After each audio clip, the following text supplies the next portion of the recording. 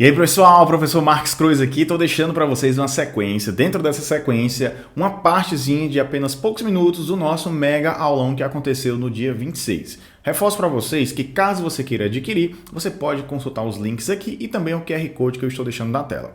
O nosso mega aulão, ele teve duração de 2 horas e 36 minutos, a primeira parte, tá? E aqui eu tô deixando alguns minutos para vocês entenderem como é que funciona o mega aulão, focado em resolução de questões, explanação sobre os pontos e também eu disponibilizo o PDF para vocês. Então aproveitem, fiquem comigo até o final nesse vídeo que tenho certeza que vocês vão adorar. Fala pessoal, professor Marques Cruz com vocês aqui em mais um mega aulão. Dessa vez estaremos juntos aqui nessa jornada, dividida em 2 dias, em que vamos tratar de todo o conteúdo de legislação para o Instituto Federal de Santa Catarina. Já deixo aqui destacado para vocês que esse mega aulão especificamente, ele vai atender tanto aos cargos de técnico administrativo, quanto os cargos para docente. Então, independente da área que você for fazer, você está no lugar certo. Mas, professor, como é que vai funcionar? Vai funcionar da seguinte forma.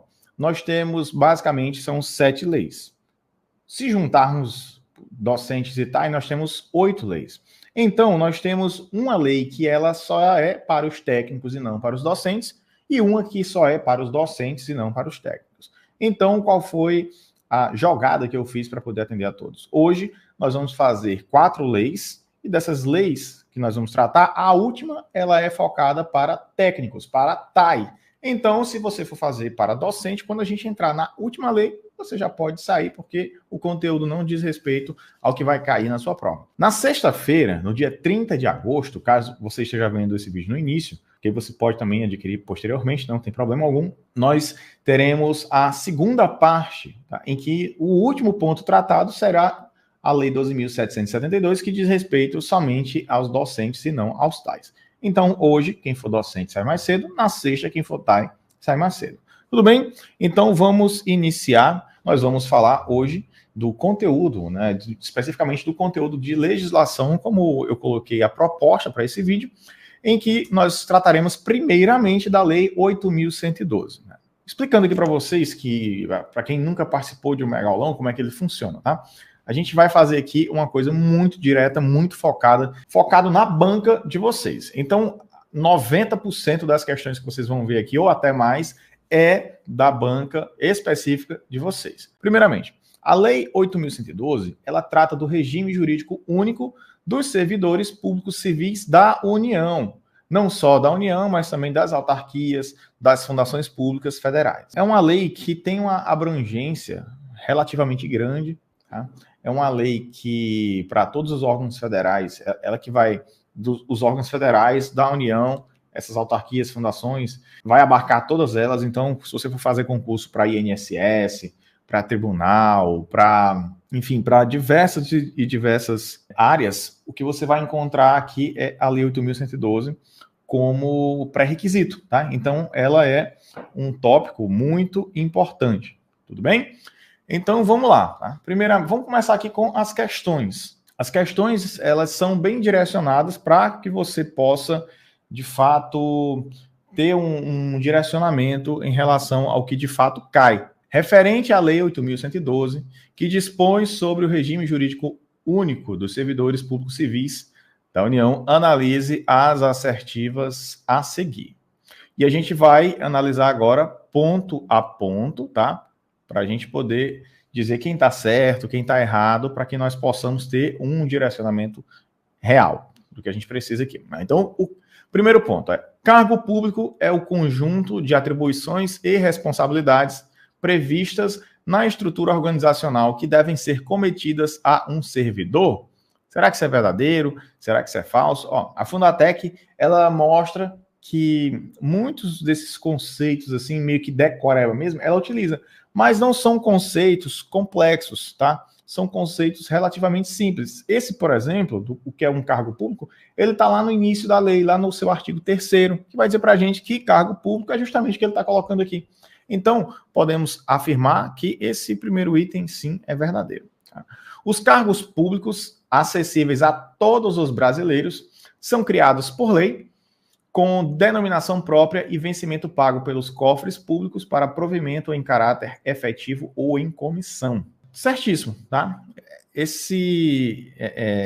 item 2, ele também está no artigo 3º, só que no parágrafo único da Lei 8.112, exatamente como está aqui.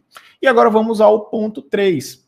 O servidor que deva ter exercício em outro município em razão de ter sido removido, redistribuído, requisitado, cedido ou posto em exercício provisório terá, no mínimo, 30 dias e, no máximo, 60 dias de prazo contados da data de publicação do ato para a retomada do efetivo desempenho das atribuições do cargo, incluído nesse prazo o tempo necessário para o deslocamento para a nova sede. Aqui nós temos um problema nessa questão. Por que nesse item 3 especificamente? Porque ele coloca no mínimo 30 e no máximo 60. Na verdade, no mínimo 10, no máximo 30. Tá? Então, esse item 3 aqui está errado. Então, somente 1 e 2, portanto, temos aqui a letra D sendo a alternativa correta. Vamos lá para o decreto 1171, encerramos agora a lei 8.112, passamos aqui quase uma horinha nela, tá? E agora vamos avançar um pouquinho aqui. Eu deixo para vocês esse PDF aqui, ele vai ficar disponível, tá? Esse PDF aqui. Então, depois você pode só clicar aqui em cima, então você clica aqui nessa parte laranja, você vai ver o vídeo completo da explicação do decreto 1171 com questões, tá? A função do servidor é servir a sociedade. Se você não serve a sociedade na condição de servidor, olha o nome, servidor, você não serve para ser um servidor. O conjunto de normas de conduta que procuram oferecer diretrizes para decisões e estabelecer a diferença entre certo e errado é chamado de Código de Ética, normas internas, Código Civil, leis gerais, e aqui, gente, Código de Ética, né? Isso aqui chega fácil, né? E aqui a gente tem, ó, o termo deontologia, porque a gente viu aqui dentro do Código de Ética que ele tem um trecho que trata exatamente sobre as regras deontológicas, que vem da palavra grega, né, das palavras gregas duas, deon ou deontos, que vai significar dever, e logos, que significa, pode ser traduzido como discurso ou tratado. Então, se você juntar as duas, a deontologia seria o tratado do dever, ou conjunto de deveres, que basicamente é um código de conduta. Tá? É um código que é adotado por um grupo profissional. A gente tem o código de ética da medicina, o código de ética da odontologia, da engenharia, o código de ética enfim, de diversas áreas a gente tem aí. Então é algo que é muito comum, né? Então vamos lá, como eu estava dizendo a vocês, o que nós temos aqui é a lei de cotas, é uma lei importantíssima, que tem um papel social importantíssimo, tá? É uma lei que ela modificou muito, né, a forma com que nós temos o acesso às instituições federais de ensino, as de nível técnico e também as universidades federais. E a gente já vê aqui que essa lei ela é aplicada para as universidades federais, instituições federais, mas que nós também temos essa aplicação nas estaduais, tá? Mas não obrigatoriamente seguindo essa lei. A Lei 12.711 dispõe sobre o ingresso nas universidades federais e nas instituições federais de ensino técnico de nível médio. Acerca da reserva de vagas previstas no referido instrumento normativo, assinale a alternativa correta. Ele quer a correta, então destaque esse negócio aí quando você for fazer o seu estudo, sempre, tá? É a alternativa correta que você está buscando. Embora as universidades federais tenham a obrigação legal de reservar vagas para indígenas, a mesma regra não se aplica às instituições de ensino técnico, em razão da especificidade técnica dos métodos de ensino desenvolvidos nessas instituições. É erradíssimo, né, gente? Porque nós vimos que essa lei, ela abarca tanto as universidades federais quanto os institutos federais, tá? As instituições federais de ensino. Vou nem falar institutos federais, as instituições federais de ensino que são ligadas ao MEC. Bom? Errado. A fim de se atingir a igualdade de gênero, a lei prevê a reserva de vagas para mulheres. A lei não prevê vagas para as mulheres. Prevê vagas para pretos, pardos, indígenas, quilombolas e pessoas com deficiência. A gente tem esses 5 aqui, não tem. A lei prevê que metade das vagas nas instituições federais de educação superior vinculadas ao MEC, em cada concurso seletivo para ingresso nos cursos de graduação, por curso e turno, serão reservadas para candidatos que tenham cursado o ensino médio integralmente em escola pública. Percebam, se a gente está falando de educação superior, então ele tem que ter cursado 50%, obviamente, né, metade, tem que ter cursado integralmente em escola pública. Então tá certo. Isso aqui tá correto, tá? Perfeito. A reserva de vagas contempla, além dos resultados oriundos de famílias com renda igual ou inferior a um salário mínimo e meio, ó, isso aqui não é mais o e-mail. Aqui era um ponto que você poderia se confundir caso você tivesse estudado antes, tá? Porque isso aqui mudou agora, é um salário mínimo per capita. Então tá errado. As instituições federais de ensino médio, a fim de assegurar a maior abrangência sociocultural possível, têm a obrigação legal de reservar 75% das vagas a candidatos autodeclarados pretos, pardos, indígenas e a pessoa com deficiência? Não. Tá? Errado. Nós temos aí 50%. Tudo bem? Tranquilidade, acompanhando aí tudo. A gente vai para a última lei da nossa live de hoje, que é a Lei 11.091. Portanto, se você vai fazer concurso para docente, agora você não precisa assistir, a não ser que você queira, né, se interessar por isso aqui, que no final você vai pegando muito aí da ideia de como a banca funciona, tá? Então, na sexta-feira, dia 30, a gente vai ter, ao final do nosso mega aulão, a parte que vai tratar da Lei 12.772, que é focada na carreira docente. E agora a gente vai ver um pouquinho aqui da carreira TAI. Tudo bem? Beleza? Então vamos lá.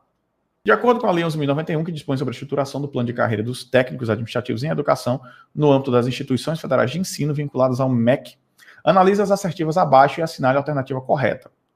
O ocupante de cargo do plano de carreira dos técnicos administrativos em educação poderá afastar-se de suas funções para prestar colaboração a outra instituição federal de ensino ou de pesquisa do Ministério da Educação com ônus para a instituição de origem. Quando é federal, o ônus vai para a instituição de origem, tá? E esse afastamento não pode exceder os 4 anos, perfeito, tá? Esse item 1 aqui, ele está correto.